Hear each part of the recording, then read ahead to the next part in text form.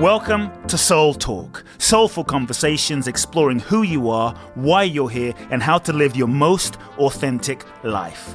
My name is Kute Blackson, nationally best-selling author of You Are the One, transformational teacher, and your host. I invite you to subscribe to the Soul Talk podcast for weekly inspiration from me, where I will share with you some powerful ideas, thoughts, and practical life wisdom to help you live life more fully, freeing yourself from your past, reclaiming your power, and living your true life's purpose. You can also go to www.kuteblackson.com, enter your name and email to download my free 2-part video training series and learn the ultimate secrets to happiness and fulfillment. Let's get started with Soul Talk. Welcome back, folks. Welcome back to another very special episode of the Soul Talk podcast. I am really looking forward to today's episode. I've known this man for on and off for a few years through an organization called TLC, and also through the work that you may know of, the Sedona Method.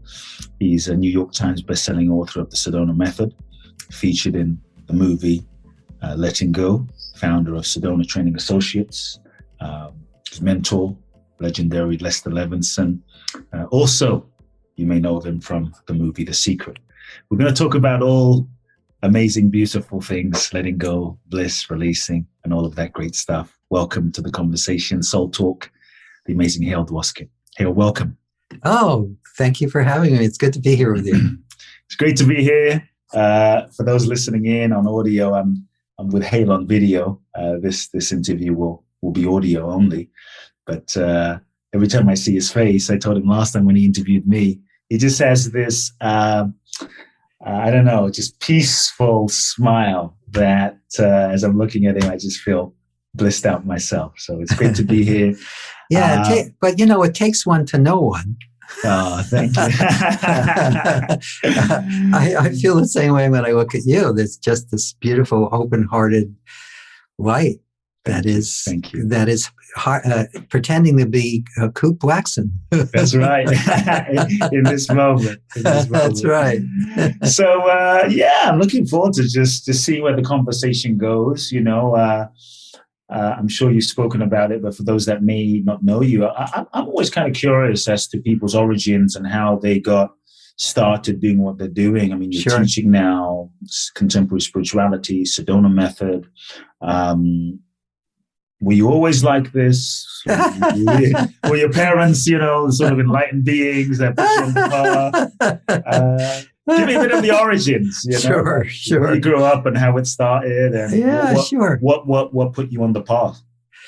Well, my parents were Reformed Jewish, and not particularly spiritual, but very high integrity, very sweet, very loving people, yes, and very caring about others.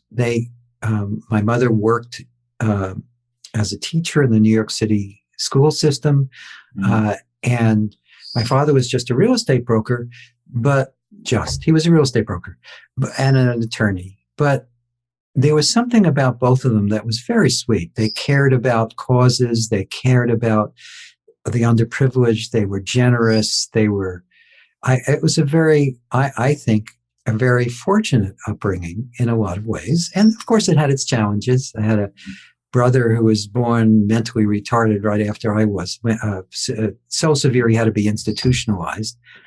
And that kind of changed my perception of life. But it ended up being a good thing because it encouraged me to want to help people. And also it encouraged me to want more attention than I probably would have. And so I ended up working in front of rooms, and the desire for attention, though, disappeared as I did the Sedona Method work, but it got me in front of the room. I was actually shy. So if without that desire for attention that I got from that trauma of my brother being born that way and everything it did to my family, and me being pushed out of, I was the firstborn, being pushed out of the center of attention. And it all kind of led me to start getting involved in self-help and spirituality. I actually started with spirituality first, then had a stint in self-help and back to spirituality. And I won't get into the whole story, but eventually I was organizing a seminar for Wenador. And this is the rebirthing guy. Yeah, right? the rebirthing. I was trained as a rebirther, and I was organizing a seminar for Wenador, and Lester came as a guest, Leonard's guest, and I didn't even notice him in the seminar because he wasn't there. He had no desire for the be center of attention, none whatsoever. So, but fortunately, my fellow organizer Leonard and Lester went out to lunch, and sitting in this small group with Lester, I just could feel this living, alive love and peace and certainty. Because I'd been already studying spirituality, I was really tuned into it. And he was the first teacher I'd met who didn't feel like they were still seeking. Leonard, for instance, was obviously still seeking at the time when I knew him. He had stuff to share, but he had a ways to go. But Lester, I could tell, was complete. And that really got my attention. So he didn't say much about what the Sedona method is. But I said, there's a course this weekend. And I said, okay, I'm coming. And he didn't teach it. He had other people do it. Again, he really did not want to be the center of attention. But as I was going through the course, two things happened. One is I was struck by the power and the simplicity and the grace and the just the brilliance of just the basics of the Sedona method. And the other thing that happened, though, is I had this intuitive hit sometime in the second week. We used to be taught in 2 weekends. The second weekend of the seminar, that this was my life's work. This is what I came here to do. This is what I wanted to dedicate my life to. And that was 1976. Wow. It's now 2021, and I haven't wavered. I was very young. I was only 22, so I did some work with Lester immediately, and I did a little reading workshops and things like that for him. But then I realized I really needed to get more into life and succeed and mature a little. Sure. No, it's hard to be an authority figure at age 22. So, and then in the early 80s, I was invited to participate in the... Actually, before you continue, it's interesting, like at 22, so you were leading some seminars. At the time, I was leading some seminars. Yes, I was leading seminars at first for EST. That's what it was called at the time. It's now called the Forum. Yeah. And I was leading seminars for rebirthing. And it's so young. I mean, 22. When I did anything for self-help or for spirituality, I didn't do it halfway.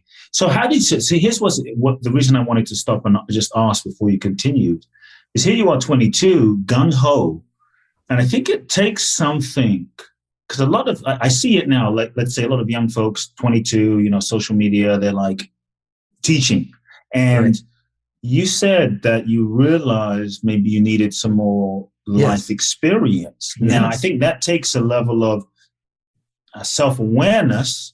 But a lot of people's egos, I think, would maybe not allow them to acknowledge that. Could be. I never thought of that, but that's true. Yeah, like I'm curious, like what was it in you that was willing to back off and maybe go into life a bit versus staying hooked into the self-help teaching? Because that could be an addiction too, especially. Totally. I've seen it. I saw it in myself. I saw it in other people. Yeah, any tool, spiritual or self-help tool, can be a tremendous benefit and aid, or it can just be part of your neuroses. You could be doing it for all the wrong reasons, and it could, and it won't really support you the way it could.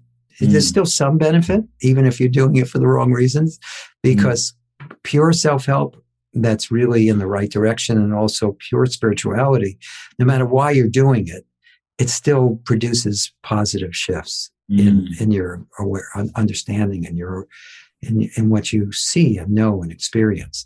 So if I look back on it, I knew that I still wanted to be involved in or dedicated to this work.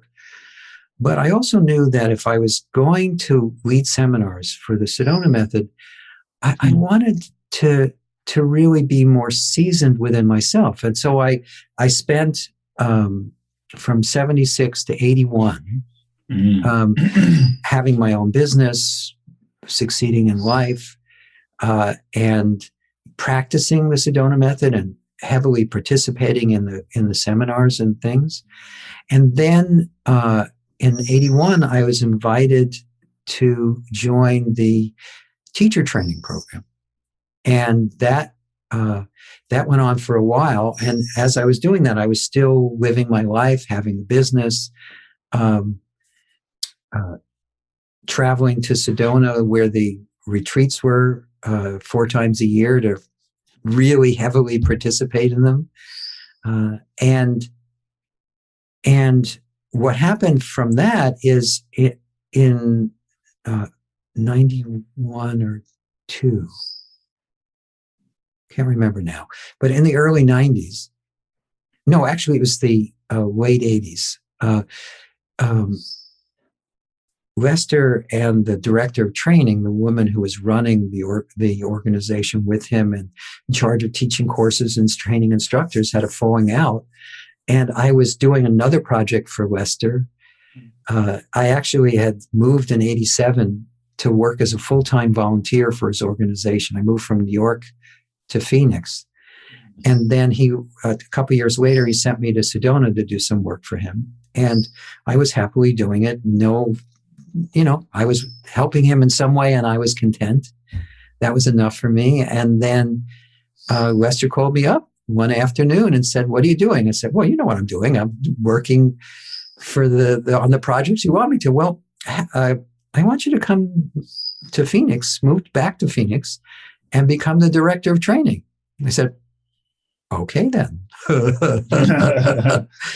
And so I did that until the early 90s and Lester during that period also passed all his copyrights to me. Wow. And because I guess he knew that I was going to play this role. Lester, amongst many other things, he had some foresight, and he could see the future he didn't try to do that. He actually had this tendency when he saw things that were unusual happening around him, he purposely did what he could to undo that because he wanted to just be as close to his students as possible and not be put up on a pedestal. And so, but he couldn't help this. Occasionally he could see, and he must have seen that I was supposed to play this role because he turned his copyrights over to me. He asked me to continue the work. Not long after that, a few years after that, he passed. And then the Sedona Institute closed and I opened Sedona Training Associates. And I've been doing it ever since. I've been engaged in it full time since 87, part time since 76. And I've enjoyed every minute of it. Well, of course there are challenges, but the teaching part, especially in the writing and watching people change and the discoveries that come from working on yourself, helping others, and has always felt like an incredible gift. I've had this deep sense of gratitude for decades because of being at the center of this whole thing.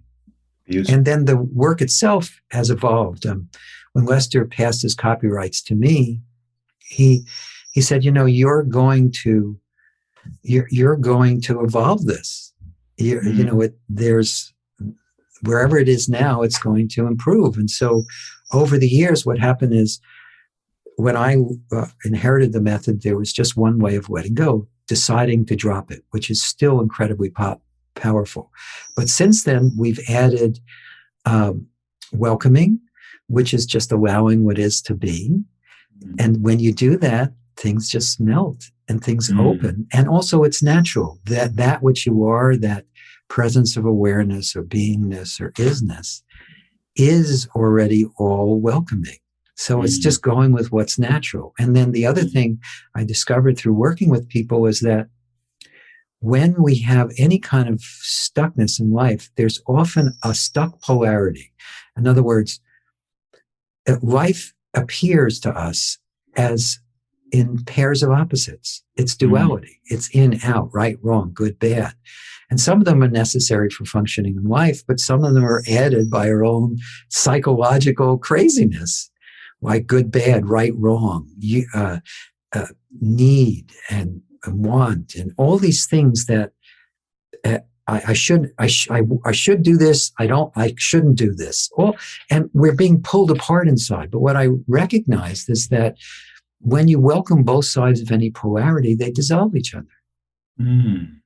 It's like bringing matter or antimatter together, or positive and negative charge. They cancel each other out. So by welcoming both sides, for instance, the love and the hate and the hate dissolves, revealing presence, awareness, beingness, isness, that which is beyond.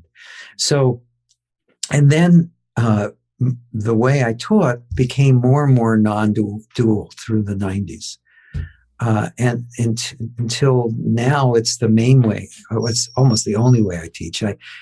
Because I have run a self-help organization, I will often cut people slack and work with them on what I see as the problems that are at least partially, if not completely, imaginary. Certainly completely imaginary from the perspective of truth, but at least partially imaginary. When you look at it, our psychological suffering is all due to the belief that we are a separate individual, that we're just this body and not this mind. And as people discover they're much more than that, psychological suffering disappears.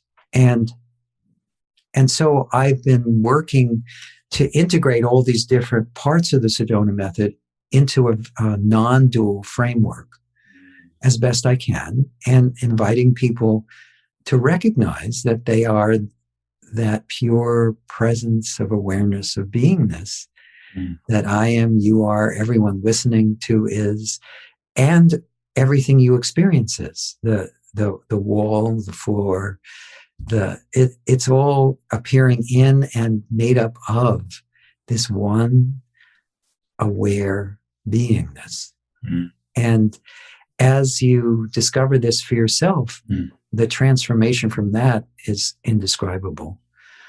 And more importantly, the peace, the happiness, the joy, the certainty that becomes your living experience is priceless. So just to set a context, because there's all these questions that are arising that I want to maybe address for those listening in. Just for context, for those that maybe don't know the Sedona method in a nutshell. So releasing, can you just, in a nutshell, just this is the Sedona method. You talked about deciding to let go, and just so people have a context so we can. Oh, absolutely. And so I'll go, now I'll reel it in. So basically letting go is natural. Surrender is natural. Holding on is what's unnatural. Yes. Young children surrender or let go continuously.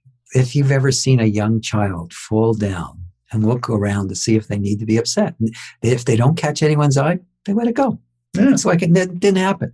Catch someone's eye and they can get a little attention or approval. Oh, mommy, daddy. And they get one kiss and they're fine. Right. They drop it, or they'll have a knockdown, drag-out fight with their best friend, and I'm never going to play with you again. And 10 minutes later, they're playing again because they just let it go. But what happens as we mature into adulthood is everyone's trying to get us to sit down, shut up, behave, follow the rules, and all the other things that aren't bad. They're a necessary part of a child growing into society. But unfortunately, a side effect of that, because that's certainly not any parent or any teacher's intention, to have children lose touch with their natural exuberance and their ability to just spontaneously surrender to what is, or let go of anything that's bothering them. But that's an unintended side effect. But because it's natural, children were born knowing how to do this, and we had inadvertently had to train them out of it. And it happens as we train them into believing that they're a separate individual, a person. Right.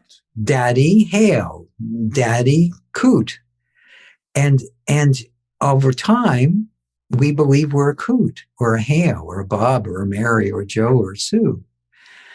And it's even in our language, we evolve into it. At first, we talk about ourselves in the third person. It's Hale's, where's Hale's toy? Where's Kute's toy? And then at about 2 or 2.5, it goes from Kute's toy or Hale's toy to my toy. And that's when we start building this artificial sense of separation. It was building before then, but it wasn't very sticky. But once it becomes your toy, then your life becomes about protecting our toys, accumulating toys, protecting our body, and we're basically at war with life, trying to accumulate and trying to protect. And it's a very uncomfortable way to live. So what letting go is about is reacquainting ourselves with this natural ability to just surrender or let go. And I'll for those of you still not sure what I'm talking about, let's make it even simpler. Pick up a pen or a pencil or some object you'd be willing to drop to the floor or to your desk or wherever you are listening to this.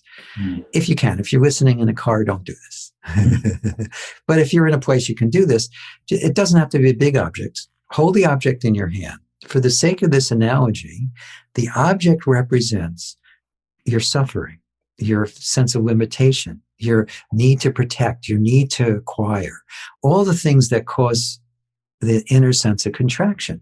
And your hand represents your gut or your awareness. Now close your hand tightly around the object and really grip it. Now, if you did this long enough, it would start to get really uncomfortable, but also start to feel really familiar. Because this is what we do all the time with our thoughts, our feelings, our beliefs, our emotions. Enough gripping. Open your hand and roll the object around in your hand. Is this object attached to your hand? Of course not. But if you think about even our language, when we feel angry, we don't say, I feel angry usually. We say, I'm angry. We might even say, I'm angry at you, but I'm angry. I am the anger. Or if we're fearful, we say, I'm afraid. Yes. We actually identify with the emotion. But every feeling that we have is attached to us as this object is attached to your hand. So now close your hand lightly around the object, hold your hand upside down, and just let it go. That's how easy it can be to let go when you recognize that you're the one holding on. The feelings don't hold on to you. You're holding on to them. And just being open to that, at least as a possibility, transforms everything. And so that's the basic. That's the part that I inherited from Lester, just recognizing that your feelings are just feelings. They're not facts, and they're not you, and you can let them go. And then from there, it's continued to evolve to other ways of letting go. And also working from the other side. You generally work from the perspective of, I'm a limited person that I need to fix. Or even I'm a limited person who needs to gain enlightenment. It's actually exactly the same thing. It's another thing to acquire. But you can also start experiencing that truth of who you are And then all the work from there is more spontaneous, and it happens from the place of recognizing that I am pure awareness, having the human experience. And then when feelings arise, then from the perspective of pure awareness, there's no resistance to them. There's no judgment about them. And because you're not resisting or judging or trying to suppress them or do something with them, they dissolve by themselves. It's not that they totally disappear at first, but they start to dissolve by themselves. So we help people through that entire progression, wherever they are. If they're really lost in a story or a drama or in their belief that they're separate and alone in a hostile world, we'll work with them from there and then relatively quickly help them to see that that's not the whole story. There's more to you than this sense of limitation. And then we begin to help them recognize that more and more, and then transform from that place of pure awareness. Now, the awareness doesn't transform, it doesn't need it.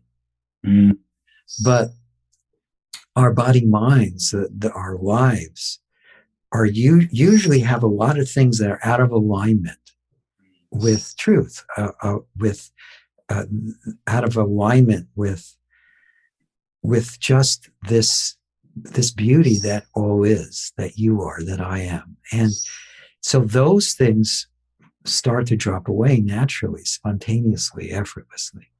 So beautiful. In terms of, I guess for curious, deciding to let go,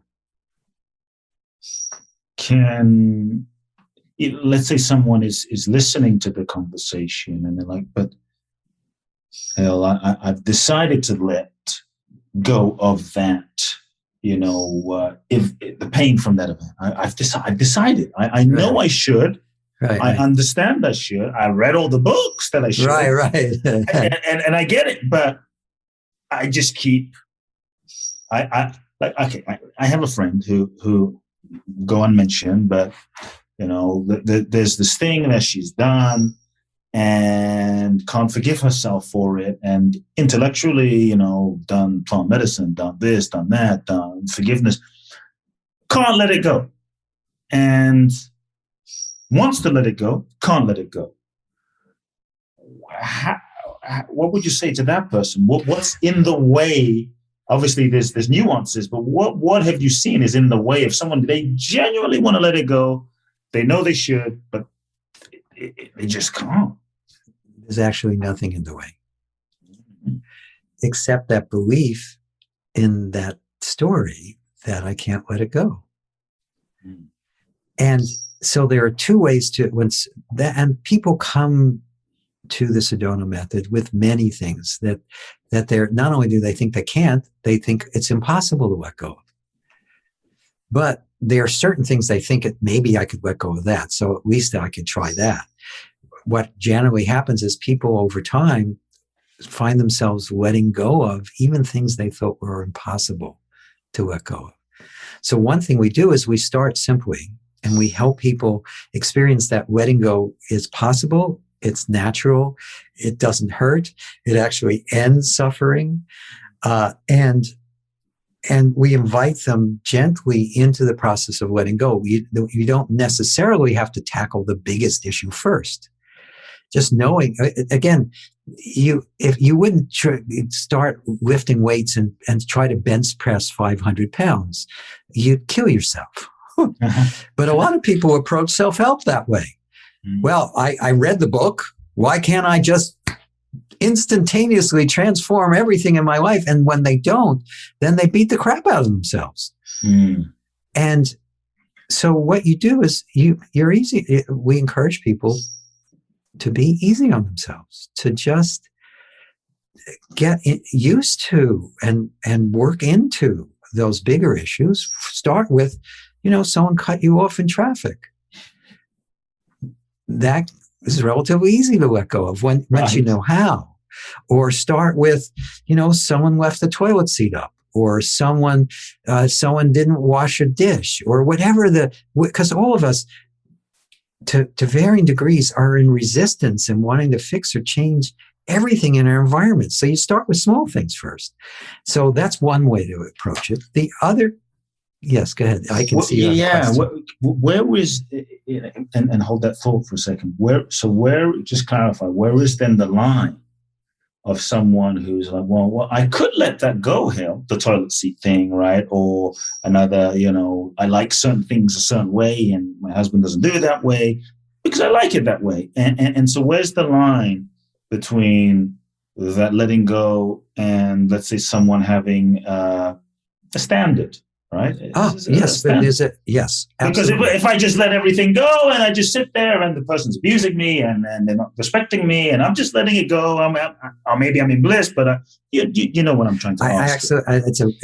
It's a brilliant question because it's a very common question. What happens, first off, letting go, you're never letting go of your principles. You're not letting go of your wisdom. You're not letting go of anything that's real or true. What you're letting go of is the illusions. Like I'm out of control, or the illusion that love comes from outside of me, or the illusion that I'm limited to this particular body mind and will die when it dies. The illusion that I'm separate from other people, including the people I care about. Those core illusions, as you let those go, things really transform. But the other thing is, you'll find that as you let go, if you've been a little timid and you're not really standing up for yourself, you'll find yourself spontaneously standing up for yourself. Because it's the feelings that actually, they tell you, they prevent you from doing what you already know you should be doing. And they get you to do things that you later regret.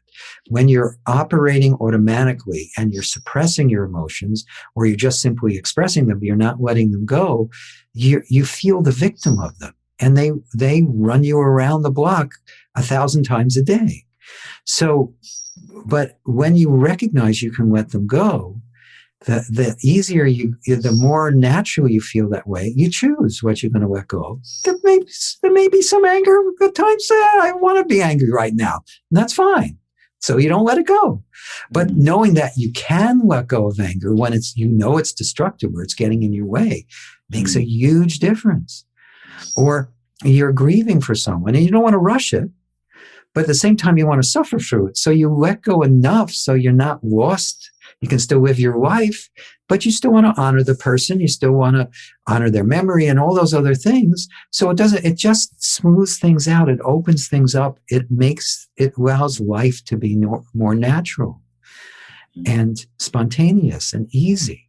And so you can, as you discover that you can let go, just like you discovered you could drop that object if you did that exercise with us, it just gives you an inner sense of choosing your state of mind as opposed to being the victim of your state of mind. And then as you keep doing that, you evolve into being open to the possibility that you're more than the mind. The mind is a great tool, but it's not your master. And that becomes your living experience. And so what I would say to someone who's struggling is, look, I know maybe in the past it was hard, but these tools will help you make it easier and more natural. So, and you don't even have to understand how or why they work, because when you first were young and you barely could reach up to the light switch, you didn't need to know how it worked to know that if you pushed the button up, the lights would go on. Or if you pressed it in, depending on the switch, the lights would go on.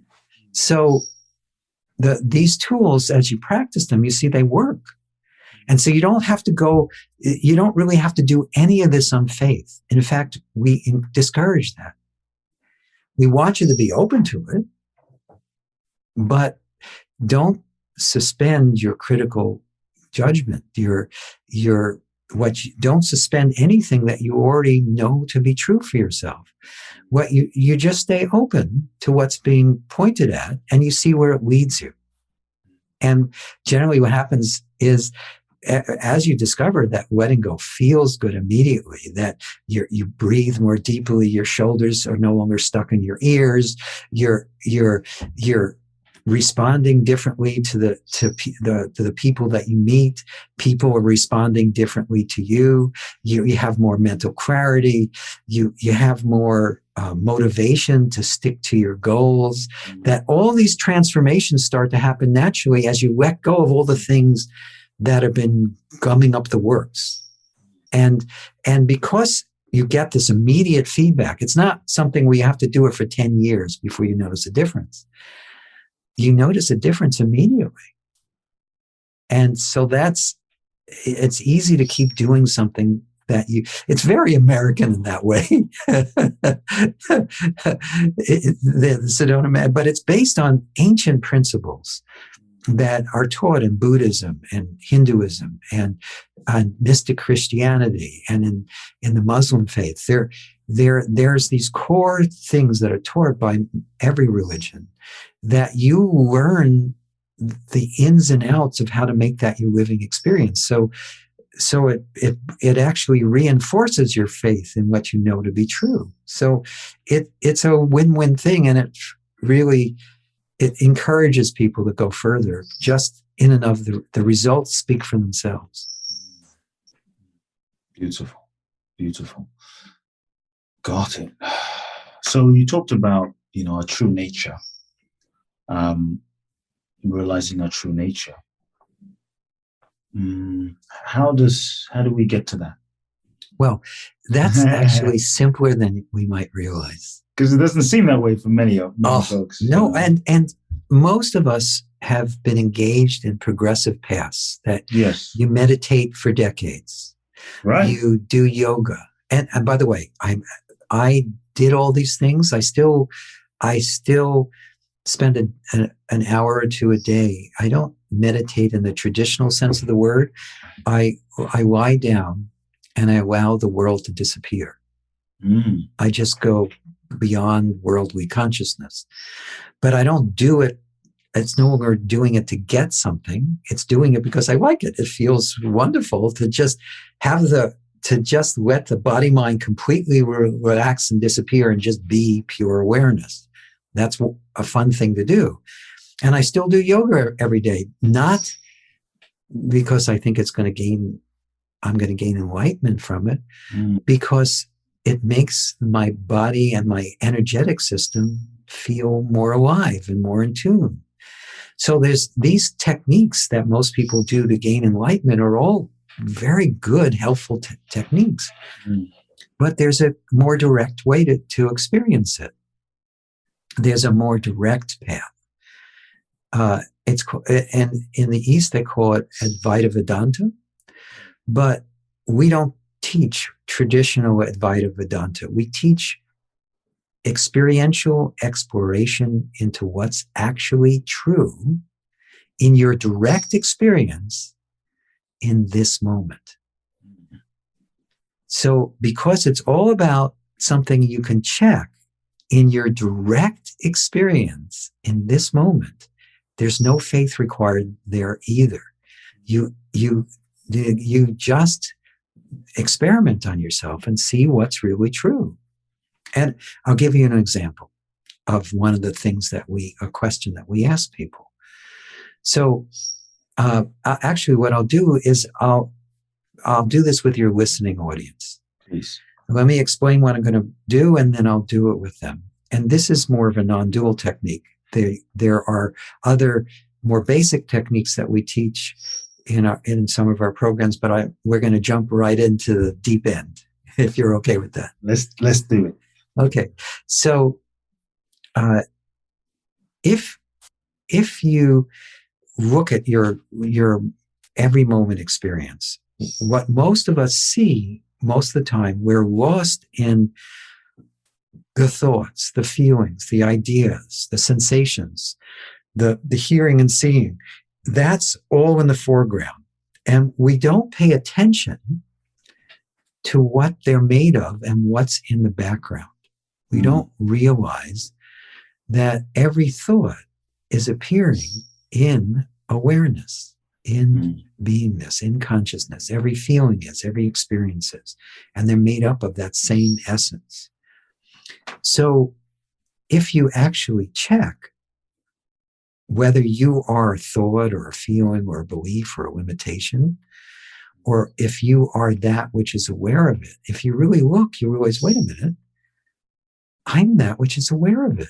And each time you recognize that, something opens and lets go inside, and you become more self-obvious to yourself. And it happens rapidly. And just in recognizing that you are the awareness, you're not just the thoughts and feelings and body sensations and your history and your story, that changes everything.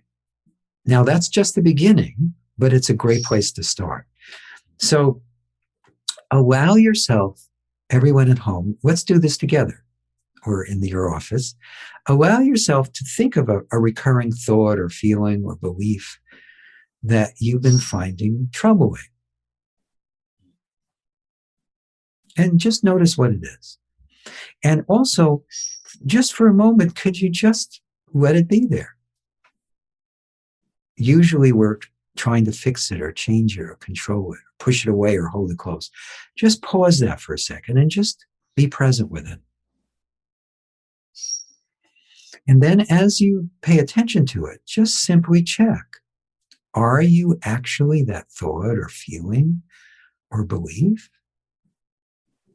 Or are you that which is aware of it? If you really look at your direct experience, you'll feel that there is this awareness that's aware of that, but not limited to just that thought or feeling or belief. Now let's do that again. Let's take it even deeper. Each time you do this, awareness becomes more self-aware of itself, because awareness is already whole and complete. It actually is what we're looking for in every activity. We don't realize that we're looking away from ourselves to find ourselves. So again, focus on that same thing or anything else. Again, recurring thought, feeling, or belief. And then check. Are you actually that? Or are you that which is aware of it?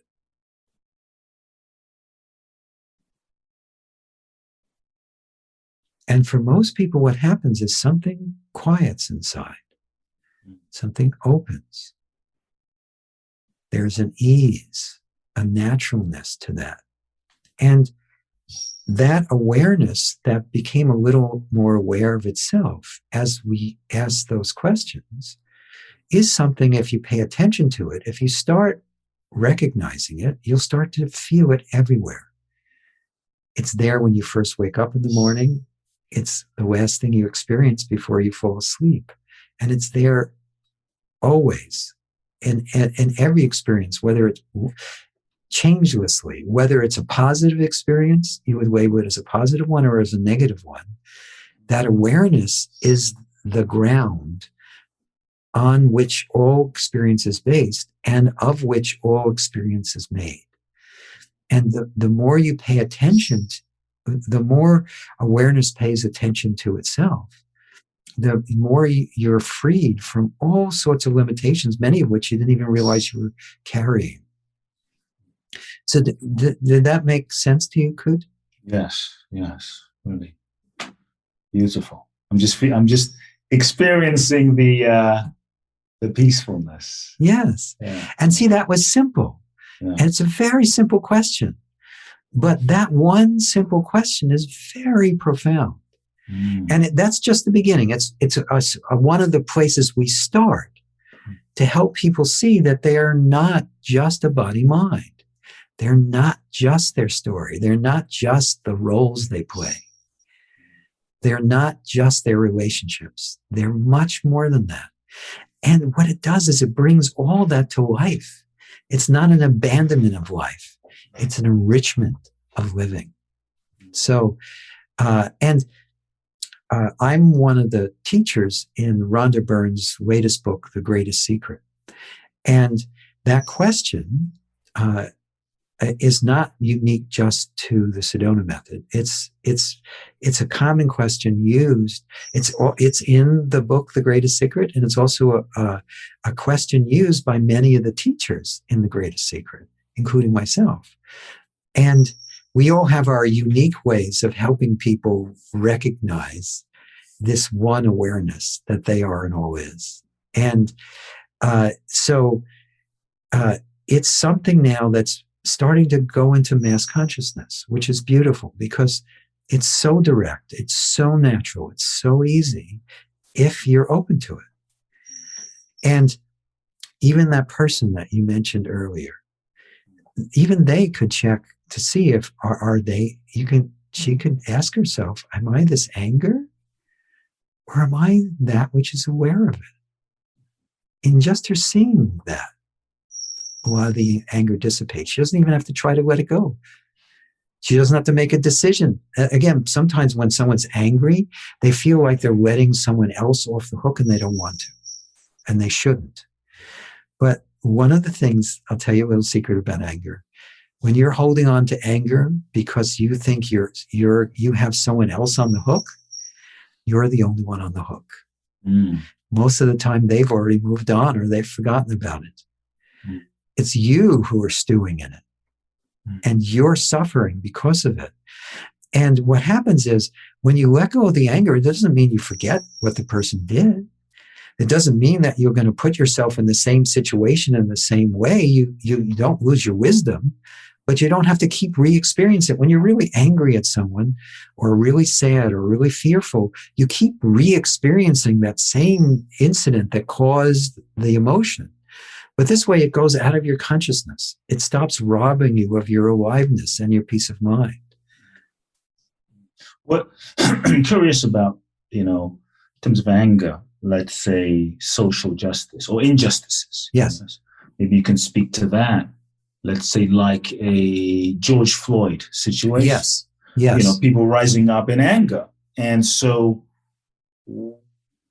how do you navigate that? Well, that's a beautiful and really appropriate question. So at first, the anger is necessary. It was a beautiful thing, the outpouring of anger all over the planet. This is enough. I'm not going to take it anymore. Yes. But there's a price that we pay to live in that all the time. When we're angry, it's stressful, it's tense, it's holding us back. And there's energies inside of us that are much more powerful. And those energies are courageousness, our courage. There was a lot of courage that actually happened because of George Floyd. A lot of people started in anger, and then they moved into the anger, the energy of courage. From that place, you actually produce real change. If you're just in the anger, you burn down your own house. Mm-hmm. But if you move up into courage, then you say, no, I'm not going to take this anymore. And I'm going to elect people that are going to listen to my concerns. I'm going to do what's right for myself and everyone else. And it's natural. And when you let go of the destructive part of anger. And what arises in its place is our certainty, our courage, our wanting to actually take constructive action that will make a difference, as opposed to complaining. Now, of course, complaining has its place too, and it's often where we start. But if we just stay there, if we stay in the anger, it hurts us and it hurts everybody else, and it doesn't move us forward. But the people that really make a change are the people that move up into courage or acceptance. And they from that energy, also people can hear them. When you're just yelling and screaming, people shut down. But when you move up into courageousness and acceptance, people can actually hear you, and they actually can empathize with you. And they go, oh, I wouldn't you can have a reasonable conversation. How would you like it if you got stopped just because of the color of your skin? If you have that from anger, that conversation, then the person has to defend against it and they can't really hear you. But if you have it from a place of love or a place of courage, then the person goes, well, my God, I wouldn't like that. I want to help. What can I do to help? And so you've seen that happen this year. A lot of people have naturally let go out of the anger into action. And so it's a great place to start, but it's not a great place to stay. Yes. And when you move up, when you let go, when you move into the more constructive energies of courageousness, of acceptance, sometimes even into peace, it doesn't mean you're not active. You're actually more active. When you're active from anger, there's usually an equal and opposite reaction. So for every fire you're put out, you're lighting two. But when you're operating from courageousness, acceptance, and peace, for every fire that gets put out, trees grow. Mm-hmm. The lives get transformed and fixed and nurtured and cared for and fed. Beautiful. I love that.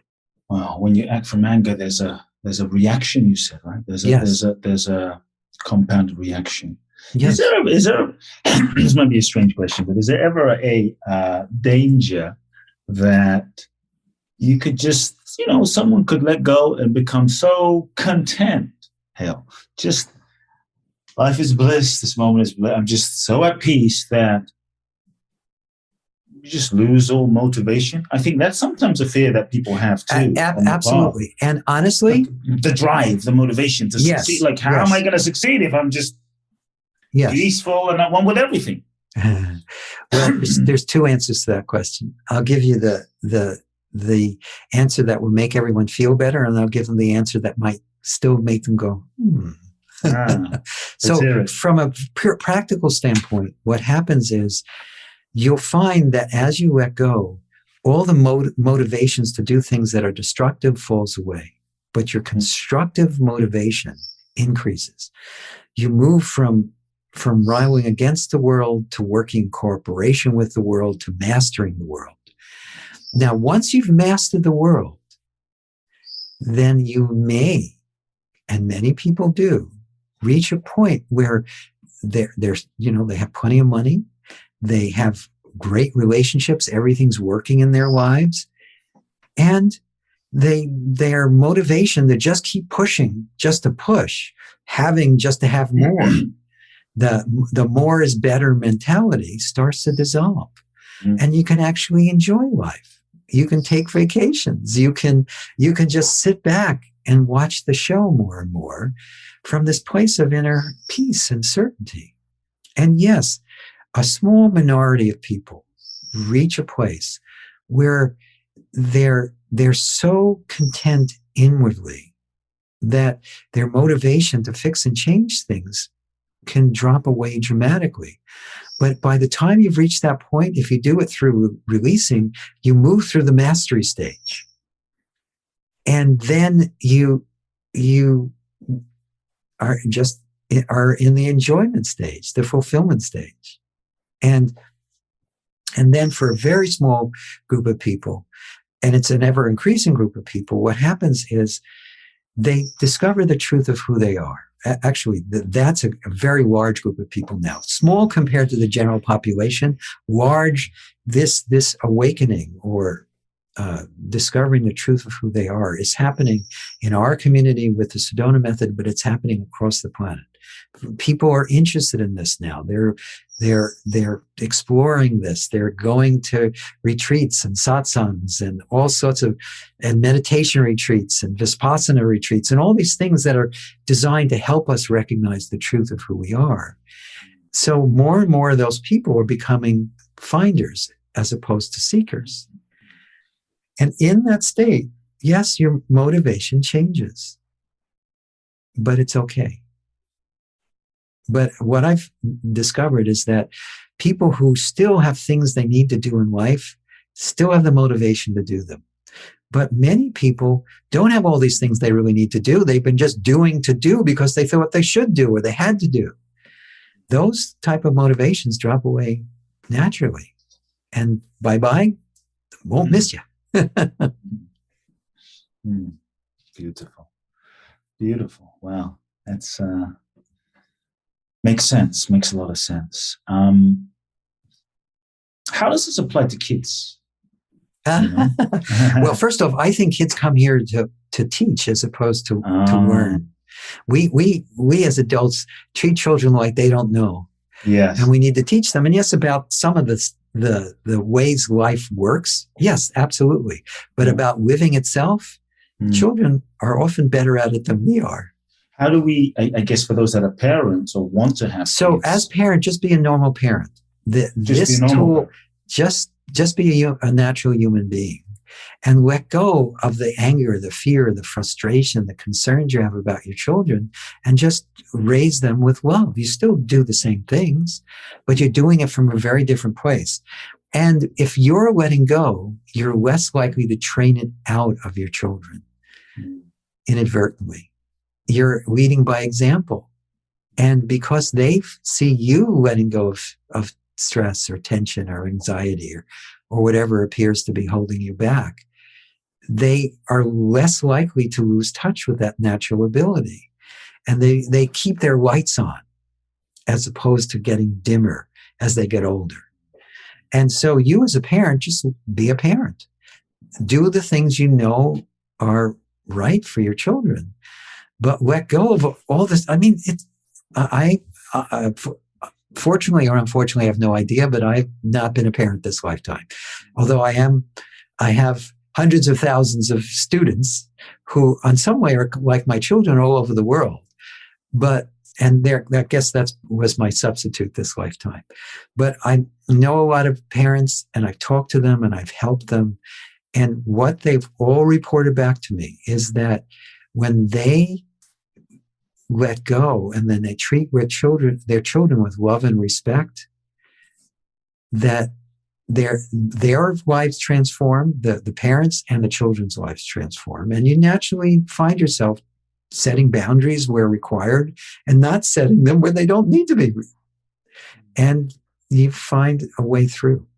A couple of final questions, Hale. I'm curious, you may have thoughts on this or experience with this in terms of like folks who may experience, let's say, mental illness in some way. Yes. And like schizophrenia or bipolar, or are there any thoughts on just what you're saying as it relates to them, or yes? Now, how it with can someone help them? Yeah. Yes, with someone who has an extreme diagnosis, what I recommend what they do, and by the way, I've seen people with schizophrenia and all these extreme illnesses with the cooperation of their physicians, and there are many physicians and psychologists who have incorporated these techniques into their practice. But make sure before you move in a direction like this, that you have the permission and cooperation of your medical professionals. Don't just assume because this is a do-it-yourself tool that most people can use on your own that you're ready for this. Make sure you do it in a cooperative way with those people who are supporting you. And you'll find it can be a tremendous aid. I know of many people who have gotten disentangled from even extreme mental illness. But again, it wasn't instantaneous. And it was something that they worked at with their therapist and with their psychiatrist or with their doctor. And in that cooperative way, it can transform even people that extreme. Wow. Beautiful. Wow, you shared so much, Hale. Final question. If you were to just reflect on your life and experiences and everything you've lived up until now in this incarnation, and maybe you would, and some might overlap, but if you were to, let's say, look at the three, what you would perceive as maybe the three most valuable life learnings as Hale, that if you could only pass these three on to the next generation, like these three key wisdoms, Sure. What would you pass on to the next generation? The first thing I'd say is remember that feelings are just feelings. They're not you, and they're not facts, and you can let them go. As I discovered that for myself, it was incredibly powerful, incredibly powerful.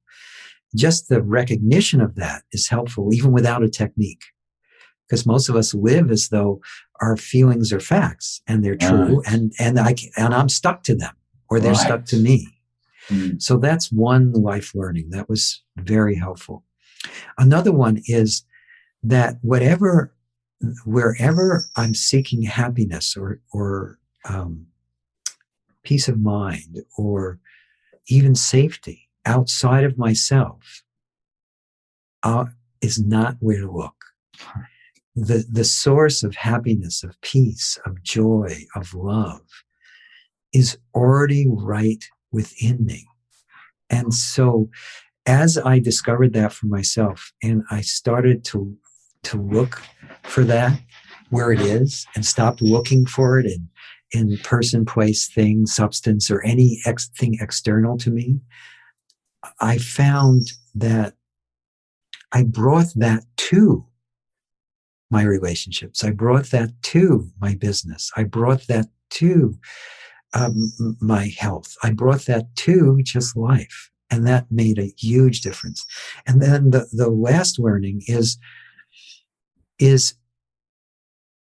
since the 90s, I've been recognizing at a deeper and deeper and deeper level that we are all one awareness, one beingness, one isness. And the more this has become my living experience, the more everything is just beautiful and perfect as it is. Not that I've stopped being active. I'm still teaching seminars, teaching retreats, writing books, and doing things like this. But I do it from a place of feeling already full, already enough, already secure, already at peace. And what's also beautiful about that is I see everyone as that.